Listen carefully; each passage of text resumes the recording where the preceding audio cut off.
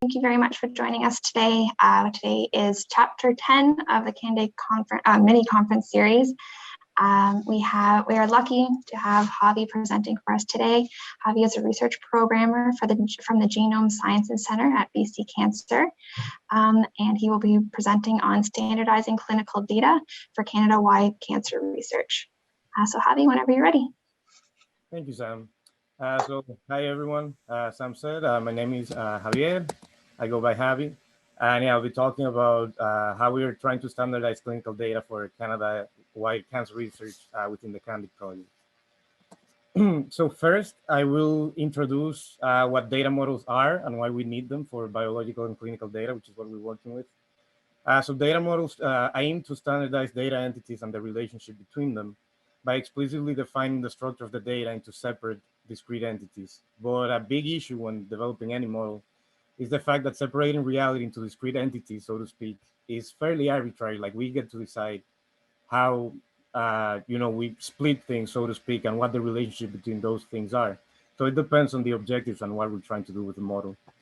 So like I just said, this means that compromises must be made when creating a data model, since it's impossible to capture the full picture of anything.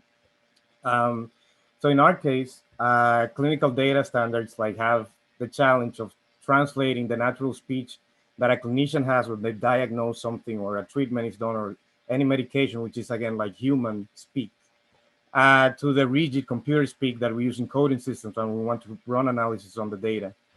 And this is related to a concept that Nevi introduced last week called semantic interoperability, which means that we want to ensure that the precise meaning of what we're trying to say is held between different contexts, which is, again, is challenging, especially in biology.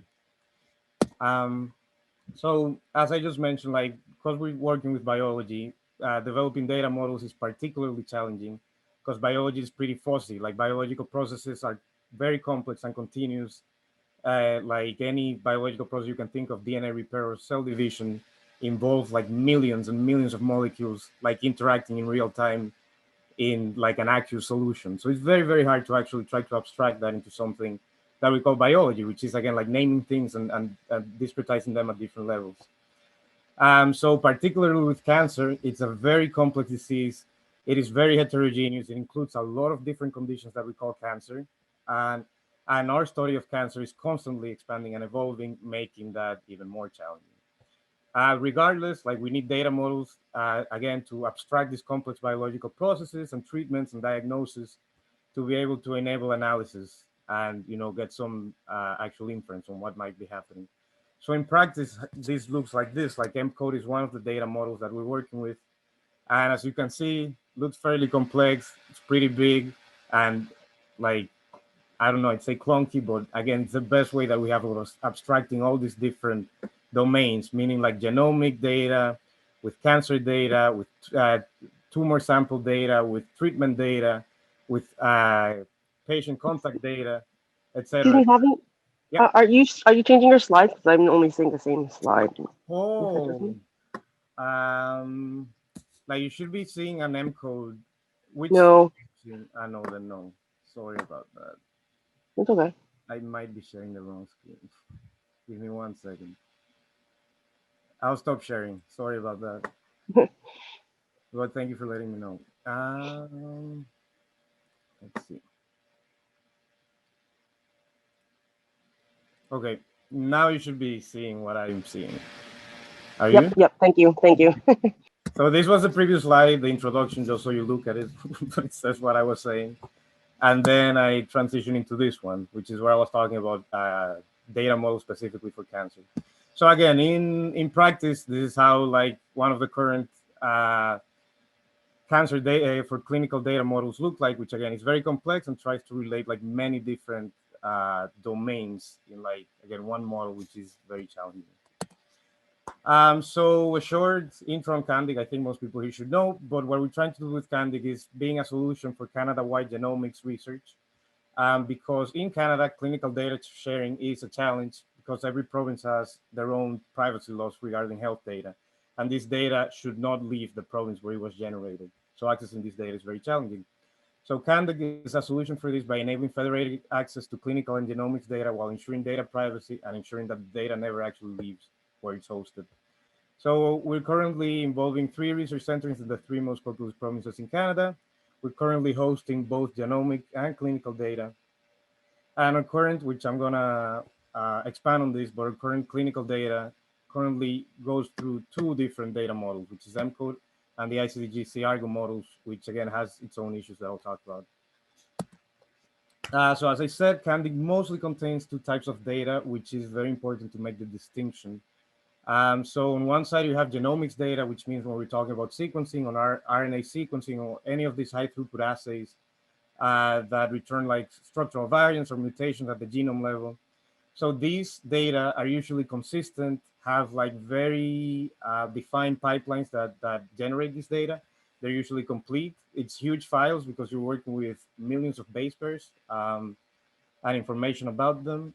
And as I mentioned, like there are like standards and specific file formats used for this data that are consistent not only across cancer, but most of biology that uses these kinds of data. And it is very important for research. On the other hand, you have clinical data, which mostly is generated by hand from text files. Therefore, it's usually inconsistent and incomplete. It depends on the data host, like how they handle that data and how they chose to record it. Um, and yeah, so it's a combination of reviewing clinical reports, pathology reports, and medical imaging. So again, there's a lot of it's kind of subjective and shouldn't be, but like how the clinician decides to map that data to something that's more translatable into computers. But it's also very important for research. So we need both to ask like meaningful research questions about the patients, about the treatment, about anything we want to find out about this data that we're posting. So currently at CanDIG, this is an overview, rough overview of how we right now are translating clinical data. So first we get like heterogeneous data from many different sources. We're getting data from BC, from Ontario. Then we used this tool that was developed by Daisy in-house in our team to translate this data and map it to the MCODE format, which we used to before. Then this is loaded into a database, and finally this is transformed into the ICGC Argo model that I mentioned before, which is so far the best that we have to use to ingest this data into CanDIG. But again, because we're using 2 different models at the moment, which is not ideal, there are some challenges that we found working through this. So mainly it's like the data models, data loss between model translations, because not all the models have the same fields. There's also, as I mentioned, inconsistency with how clinical data is captured and translated in different hospital settings and research centers. And finally, I want to stress that this issue, we're not the only ones working with this. So I quoted this from the ICGC Argo website, which says there are currently no mechanisms to standardize the complex analysis or efficient mechanisms for data sharing for cancer that will enable composite and pooled analysis of data from around the world. So this is an even bigger problem. Like they're talking around the world. We're just trying to do this in Canada, but we're running into the same issues. And truth is that we're, figuring out as we go because it hasn't been done before. So yeah, finally, this is the situation that I think we're at. That is a comic that I don't know if you've seen, but yeah, I'll leave you some seconds to read it. But it seems that none of the data models that we're working with, they all have certain properties that we want to use. But in the end, like no model can accommodate all the different use cases that we have. So this is kind of hypothetical, but I came up with some recommendations about a potential data model that we could use, or recommendations for data management in general that I think could streamline this process and hopefully like improve it going forwards. So I think it's very important that we ask CanDIG decide on a set of core properties that must be included for clinical data to be loaded onto CanDIG. This field should be recorded in an official document, ideally, that we can give to data custodians so they know what our requirements are. I believe it should be up to data custodians to ensure that these data are included, because it's really hard for us developers to actually figure it out after the fact. And it should be good to have that standard beforehand. And obviously, I think it should follow like the ICGC Argo standard, which again is the gold standard that we have so far for clinical, clinical cancer research.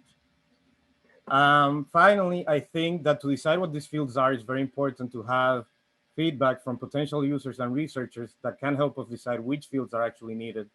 depending on the common analysis or the research questions that they have as researchers. This also needs input and feedback from all the research centers participating in CanDIG, obviously, since they will probably have different use cases depending on what the research they're doing. So yeah, summary of this is basically that communication between the stakeholders here is essential, meaning the clinicians who record the data custodians who host the data, and us developers who are developing the way that, like I think we are the link between them, in that we choose like how people can access this data and like how to map it in the best way that we might feel that researchers might use it. Yes, finally, I'm going to give some examples of feedback that I've gotten to here at the BC Genome Science Center. These are the kinds of questions that cancer researchers here want to answer with the data that we have. This is a small sample, we have more cases, but they usually involve both genomic and clinical data. As I said, to ask meaningful questions, you need both. And usually it's important to know that most people want like just to be able to access the data, because most of these analyses have to be run offline, like in R or using other bioinformatics tools. So just giving access to the data is enough. So a couple of questions that I've gotten is like, for example, which mutations are the most common in a certain cancer type? And the corresponding functionality would be to download the somatic mutation from cancer type X in CanDIG. Second question would be, which treatments are the most common for patients with a certain cancer type? And again, the corresponding functionality would be to browse, filter, and download tables with treatments in cancer type X, Y, Z, whatever. And another question came up, this, for example, I don't think it had come up before, is like, which alterations are most common in a certain gene list? So for that, we would need a functionality where we can download all the mutations present in a list of genes that the user could query. So again, these are just like examples of things that could be meaningful to decide like what data do we actually need. So for example, cancer type is something that it's pretty obvious, but it's something that should always be there. Or treatment or things like that should fundamentally be there, because it's questions that cancer researchers are always asking themselves. So we should keep in mind and require those when developing a data model or working with a data model. Finally, I want to acknowledge all the teams that have been working with this, the University Health Network, the Computational Center for Computational Genomics, a Canadian center, at McGill, the Genome Science Center in BC where I'm based. And yeah, that would be all from me. Thank you very much for listening. And if you have any questions, I'd be happy to answer them.